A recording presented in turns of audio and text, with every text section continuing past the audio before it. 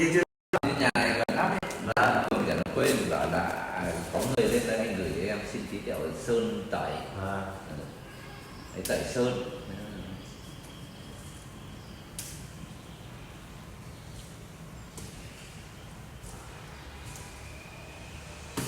Cái đó thì lấy cái kiểu như cái bọt biển nhé. Có cái bông tẩy trang của chị em có biển đấy. Xong quẹt đến đâu là lau nhẹ nhẹ thôi, đừng có cào nó.